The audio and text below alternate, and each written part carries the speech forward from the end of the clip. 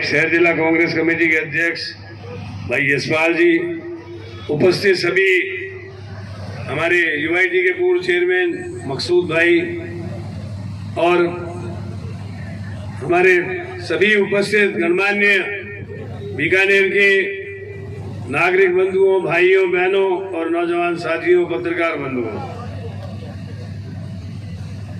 मेरे से पूर्व सारी बातें प्राय हो गई हैं, लेकिन मैं विशेष रूप से राम रतन जी गुर्जर को भारतीय संस्कृति का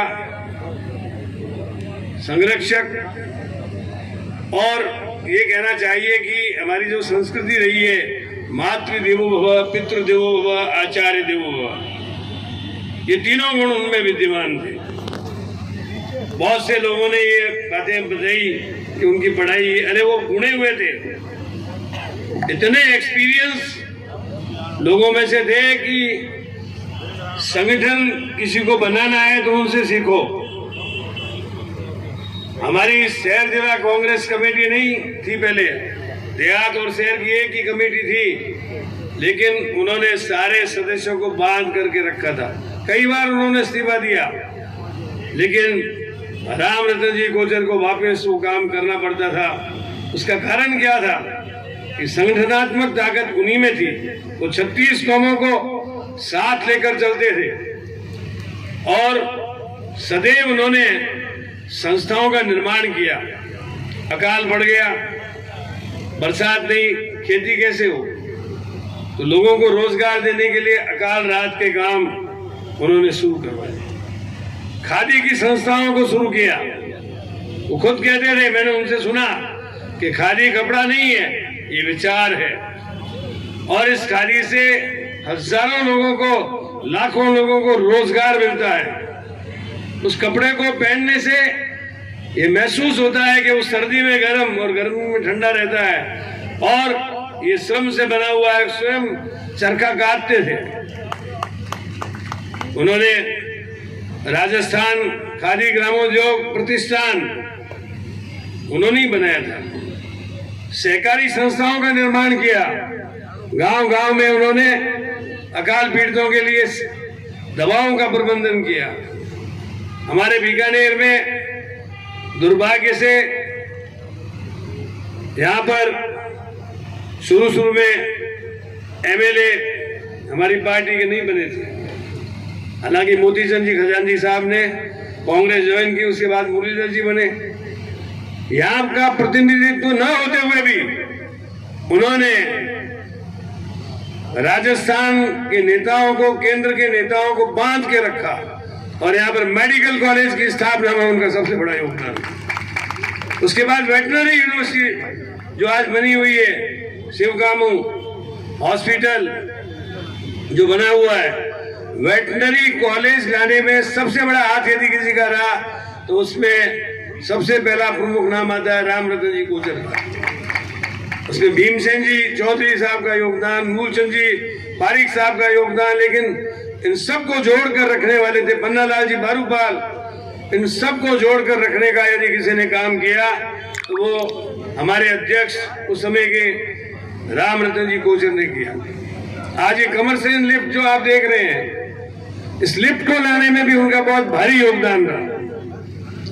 मुझे याद है एक घटना जो बताते थे, कलकत्ता में कांग्रेस का अधिवेशन हुआ।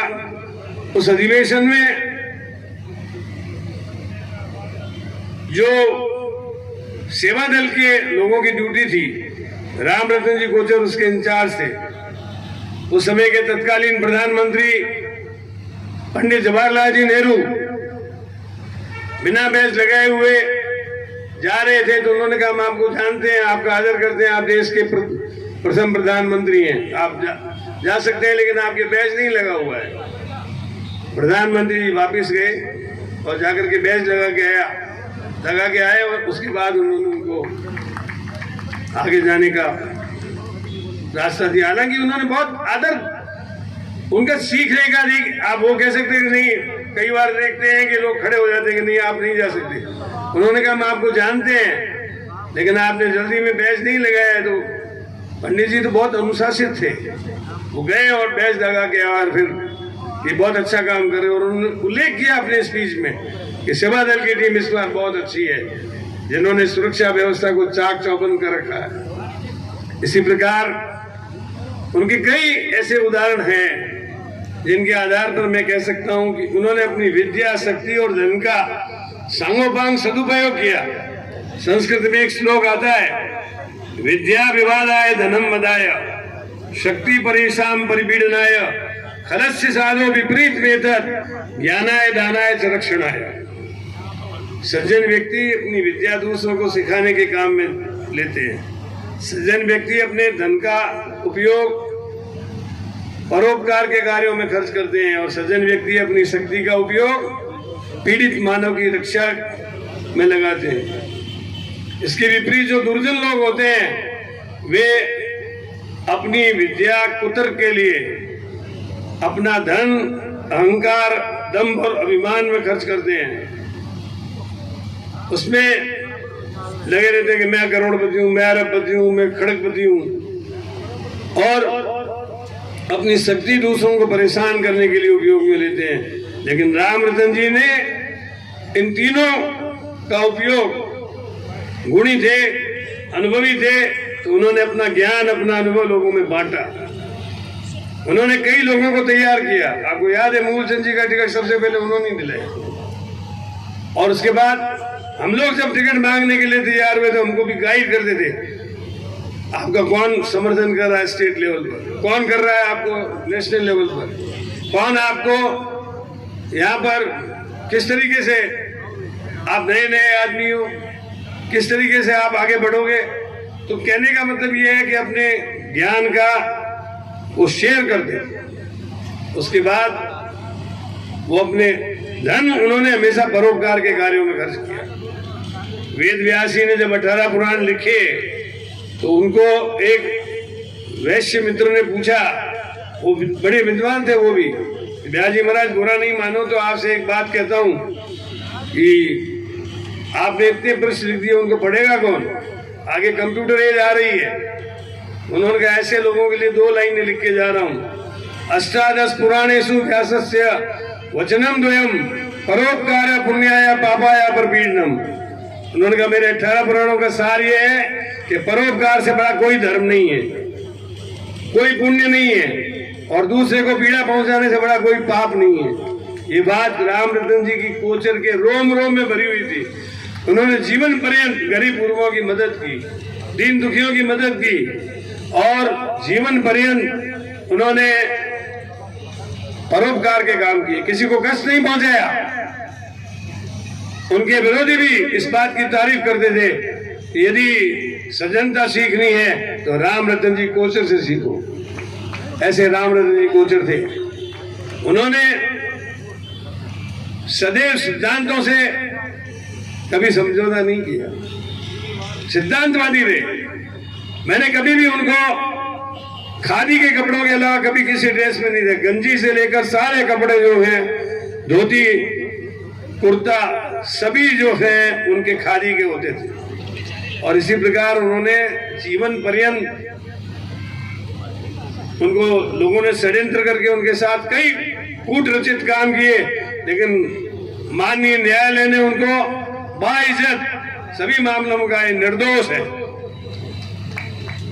मुझे याद है जब यह मूर्ति लग रही थी, बहुत से लोगों ने उनका विरोध करने की बात की, लेकिन आप ये देखिए कि कितने जीवट किस्म के स्थान थे कि उनकी आज मूर्ति लग रही है। 42 साल से लगातार यहाँ पर हमेशा आप सब लोग पधारते हैं और उनको श्रद्धा सुमन अर्पित करते हैं।